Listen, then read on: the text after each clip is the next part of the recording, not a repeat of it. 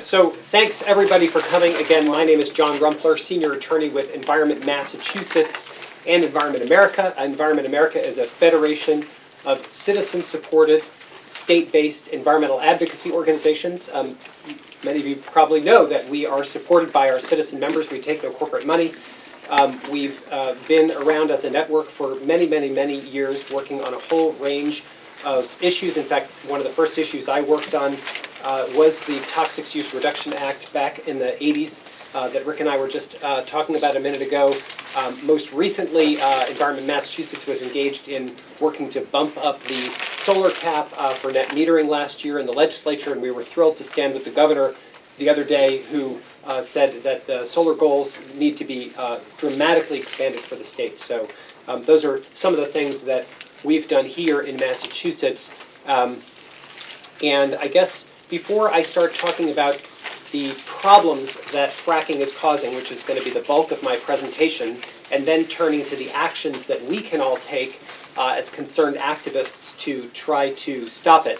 I guess a couple of quick items, one of which is going to be terribly awkward but hopefully very brief. The other is just by way of personal introduction as to my context for doing this work.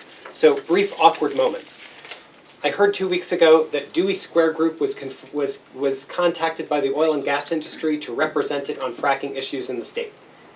Forgive me if that's total false rumor, but before I talk about strategy to ban fracking, I just thought I should That's say. an important question, not that I'm aware of. So. Okay, great. Forgive me, it literally just came to my inbox a week ago, so had to do that. And then I secondly, on a less awkward and totally exciting and happy note, want to note that Representative Frank Smizek is one of the 14 co-sponsors of our bill to ban fracking here in Massachusetts, which we'll get to towards the end of my remarks. I think Can I to start, expand the awkwardness? yes. Not that I'm aware of. Not that you're aware It's of. sort of like, it depends on the definition of what is. So, I don't know this gentleman and I don't know who Dewey Square is representing on any of these matters, but if in fact you're concerned about strategy, you might want to probe a little deeper than that. Sure. Do you want, I mean, I can tell you Dewey Square, we're a public affairs firm here in Boston, and I head up the energy and environmental practice, so I think I would know if they were approaching us. We do corporate clients, we do nonprofit clients. Fracking is obviously a huge issue. I'm particularly intrigued because it is so difficult from an environmental perspective, but right now we don't represent anybody who's involved in fracking. Do you represent oil and gas companies or fossil fuel companies? Natural gas companies. Generators in terms or of Spectra Energy, who does Spectra, pipelines. So that the one place where we do have natural gas companies is Spectra, which is the gas transmission company. Do you represent any companies wanting to bring natural gas into Massachusetts through additional pipelines? Well, that's Spectra. That's Spectra, that's what I Right. thought, yeah. So the people So- who built the offshore LNG facility, et cetera. That's good, because it doesn't allow everybody to know who they're representing. Is there any more that would be useful before we start the discussion? I mean, from my perspective, I'm satisfied. I appreciate your question. I guess I'll just take everybody at their word that they're here in their individual capacity, and that, you know, to the extent that there's And stuff that I'm not looking wouldn't for be inside disclosed. information on you. Right, Yeah, although, right. you know, but I leave it to the group and to Sheila to decide what the appropriate, you know, I apologize to start on this. Let totally right, yeah. me make an observation, and that is, there are only so many ways to generate political activism, to try to get bills passed, to drum up opposition or support, for that matter, for fracking, against fracking. I don't really think that anything that's discussed here today is going to be so novel and so secret that even if it somehow found its way to the bad guys, that it would be a very great moment. I think your points are well taken, so I apologize for taking a few minutes of time to clear the air on that, but I tend to agree with you entirely. We also generally tend to have open and welcoming meetings. Right, open and welcoming meetings with the caveat that one of the things that we talked about is that people are excited to come here not just to learn, but to have opportunities to take action. Definitely. So that's the rub there. But I think we can find our way right through that. So let me get started. I do want to just say that for me, this is not just what I do for work, but very deeply a personal part of my commitment as part of Tikkun Olam. Part of my upbringing as somebody whose father was involved in the civil rights movement, my commitment to social justice. That's why I've been doing this work for 25, 30 years. And whether it's affiliations through Schechter or Temple Israel or what have you, my roots in the Jewish community are part and parcel of why I continue to do work to fight against pollution, whether it's toxic chemicals or in this case, an expansion of oil and gas drilling. So let's turn to fracking then. I want to talk about what the heck is fracking, then talk about all of the problems that we see it causing, then again, what we can do about it here in Massachusetts. What the heck is fracking? When I think of oil and gas drilling, in my layperson's mind, I think there's some pool of oil or some big deposit of gas sitting down somewhere in the ground, and somebody just drills down and they, stick a straw in and suck it all up, and that's the end of that, right? That's sort of our prototypical way of thinking of oil and gas drilling. And let me just say, for starters, right, on some level we'd go any oil and gas drilling. We'd rather not be doing that. We'd rather be moving our country to renewable and clean sources of energy. But nevertheless, that's sort of conventional oil and gas drilling. What the oil and gas industry, who pays a lot of money to geologists, has found is that there is a lot of oil and gas in these rock formations, ordinarily known as shale.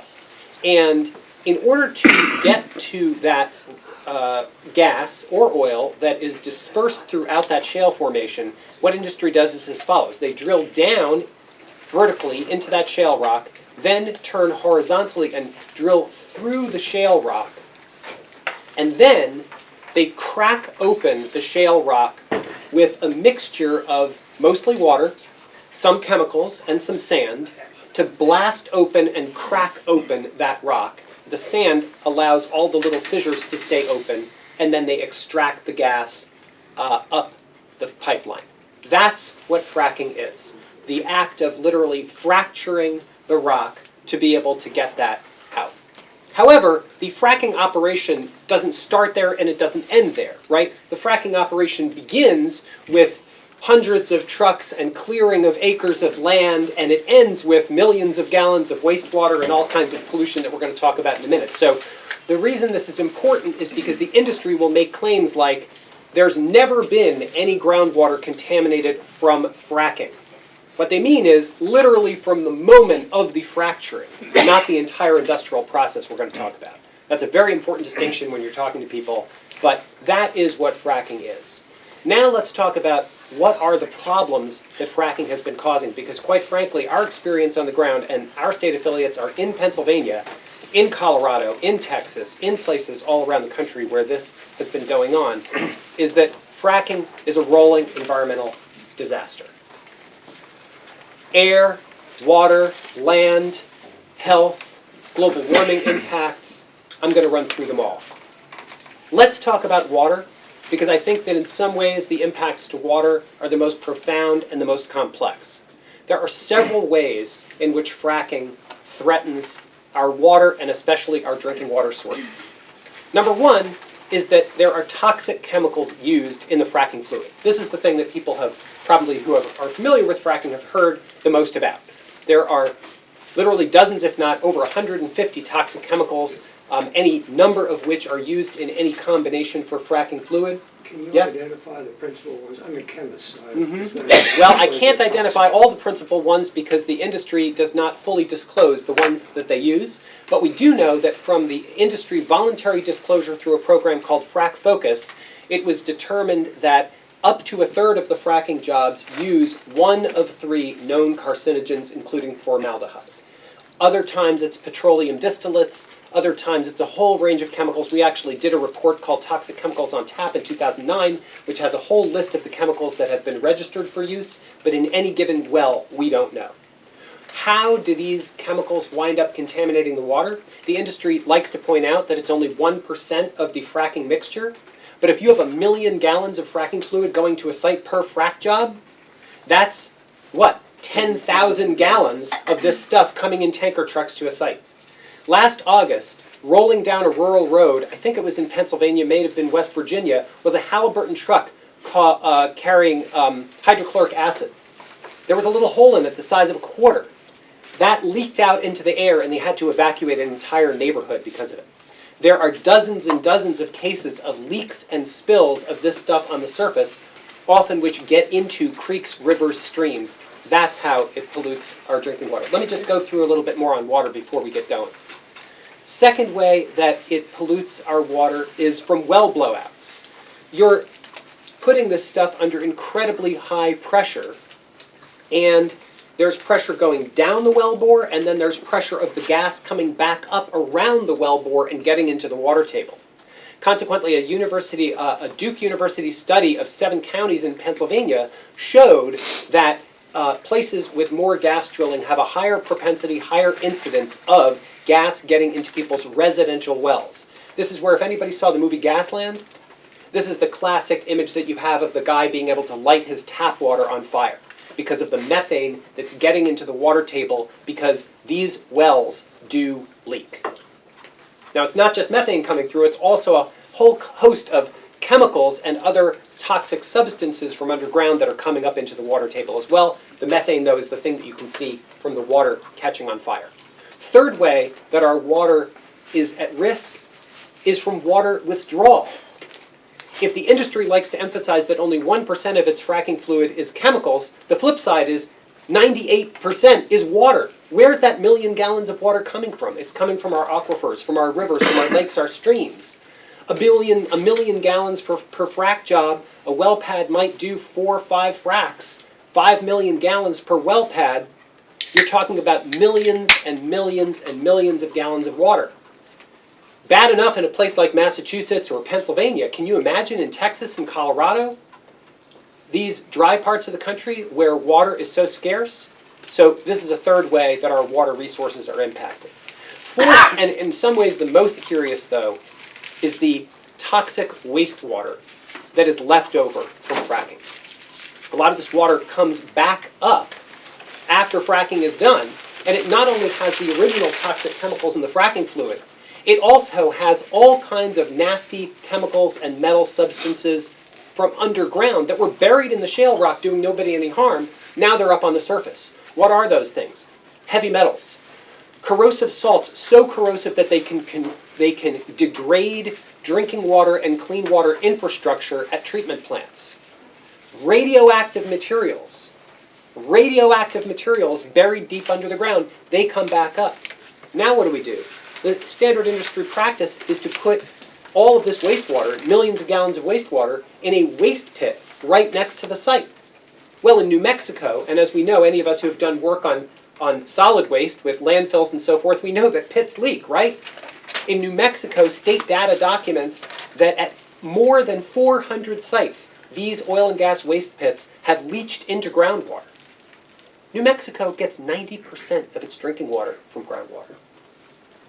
But if they don't put it in the waste pit, and that's just a temporary alternative, then they sometimes bring it to a sewage treatment plant. Sewage treatment plants are not capable of dealing with or equipped to deal with corrosive salts, heavy metals, radioactive materials. So in western Pennsylvania along the Monongahela River, in 2009, 300,000 people in the Pittsburgh area were told not to drink their drinking water for a week because of the amount of fracking wastewater that had been deposited at wastewater treatment plants and the problems that was causing in the Monongahela River. In other places, with very loose regulations, they've even proposed, and in some places have done, taking this toxic wastewater and actually spreading it on the road as de-icer, because it's actually quite briny, quite salty. But it's also laden with all these toxic chemicals. Now you would think that under our nation's laws there's no way they could do things like that, except guess what? Oil and gas waste, including fracking wastewater, are exempt from our nation's hazardous waste law, RCRA.